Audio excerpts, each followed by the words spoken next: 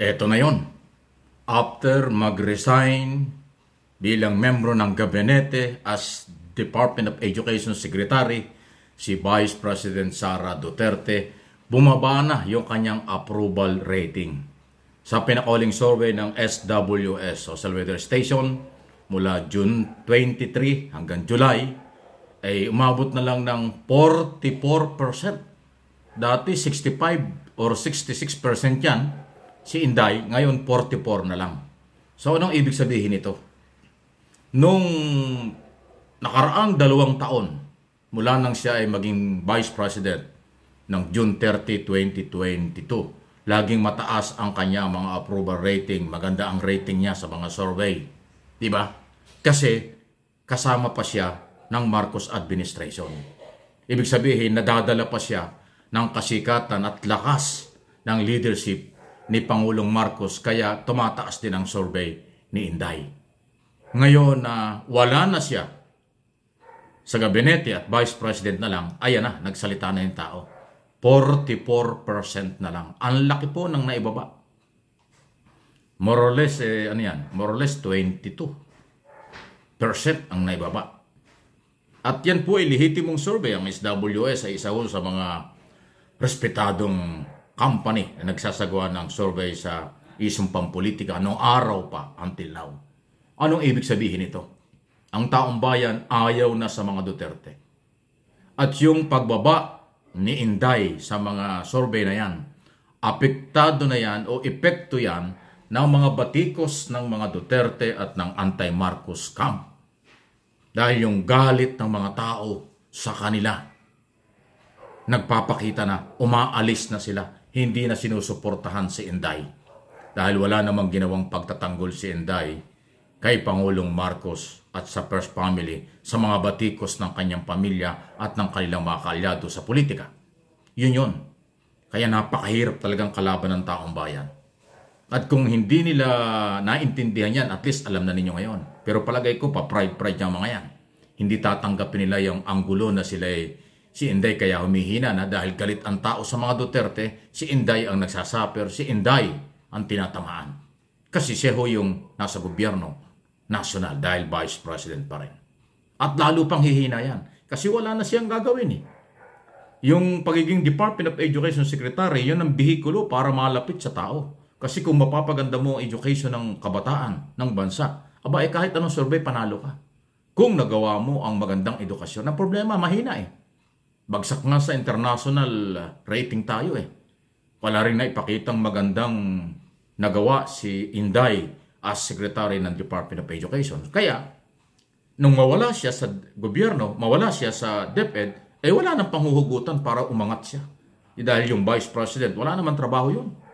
Kung hindi bibigyan ng Pangulo yung opisina ng Pangalawang Pangulo, walang trabaho yan. So paano siya makakabawi? At sa napakaiksing panahon, kasi officially umalis mula siya mag-resign ng June 19, di ba? Ay June 23 hanggang July yung survey. After niya mag-resign, nawala na ang suporta sa kanya kaagad.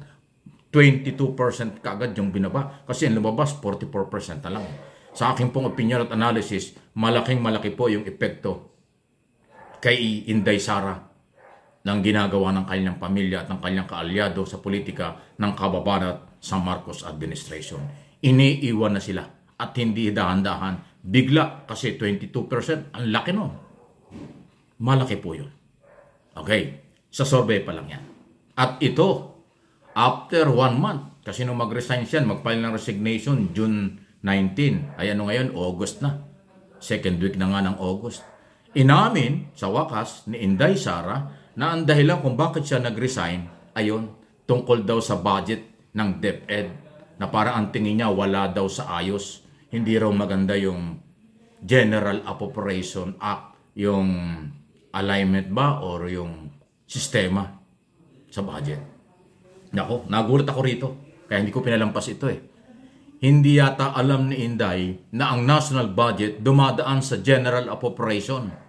Yan yung tinatawag na GAA na inaaproba ng Kongreso at Senado. Realignment yan, specific ang budget, kung saan gagamitin.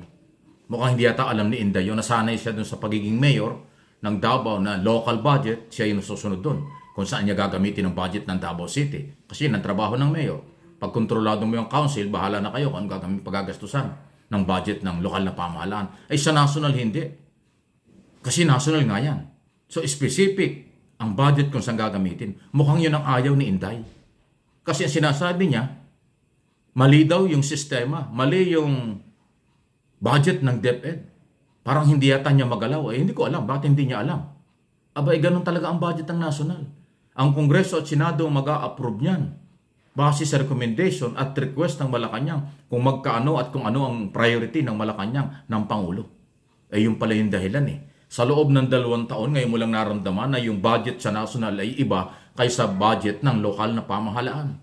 So ang aking puntingin dito at opinion, hindi nakapag-adjust si Inday doon sa paghawak ng local budget kumpara sa national budget. Ang national budget talagang specific yan. Inuulit ko, itemized, inuulit ko, yan po hindi basta-basta pwedeng gamitin ng wala sa batas. Di katulad sa local. Pag kontrolado mo yung konseho, pwede ka nang maglagay ng kahit magkaanong intelligence fund, confidential fund, at ano pang pondo sa Office of the Mayor. Ay, ang sekretary hindi. Dapat kung ikaw imigagastusan at gagastusin mo yung budget, subject for request yan sa Department of Budget and Management at saka Office of the President. Subject for approval, for release, yan ng Pangulo at ng DBM. Ganon sa national. Hindi mo pwedeng takutin o hindi mo pwedeng biglain ang Office of the President. Dahil lahat, kahit naka-assign sa isang departamento o anong ahensya ng pamahalaan, ire-request mo yan sa DBM, Office of the President, para i-release. Mukhang hindi yata gusto ni Inday yung ganon. Gusto niya, anytime yata, gustusin niya ang pera.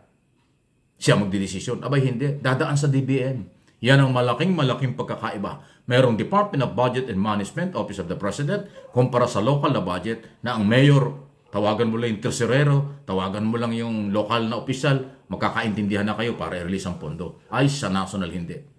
Kasi pagka naiiba doon sa General Appropriation, batas po yun. Yung budget, at bigla mong na-transfer mo sa iba ang paggagamitan, labag yun sa batas.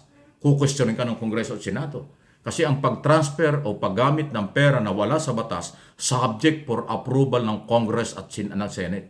Pag hindi mo idinaan sa Senate, Congress ang realignment o pagbabago ng budget sa ilalim ng General Appropriation Act, batas po yun, may problema talaga. So mukhang doon hindi siya nakapag-adjust. Nako! After 2 years, nagtiis siya ng ganun, hindi niya alam. Ngayon, yan po yung dahilan. Kaya nagtaka ako, yun lang ang dahilan niya. Yun lang ang dahilan niya na lumabas ngayon. Hindi daw niya gusto yung sistema ng budget ng DepEd. Samantalang ang DepEd po mayroong pinakamalaking budget. Kung di ako kakamali, nasa 800 to 900 billion ang budget niyan taon-taon. Malaking budget yan, pero hindi basta-basta ginagamit yan. Specific po ang paggagamitan niyan, hindi po pwedeng lansang-lansang. Ay, nako, Naku, marami pang dapat aralin. Hindi naman tayo nagmamagaling. Huwag ka magagalit, Vice President. Marami ka pang dapat aralin. Kung pagdating sa budget, hindi mo kabisado, dapat alamin mo yan. Kahit yung Office of the Vice President, hindi ka basta-basta gagastos ng pera naka-align sa iyo. Yung nakalagay dyan, specific. Pag hindi mo ginamit yan na naaayon sa batas, may problema pa rin.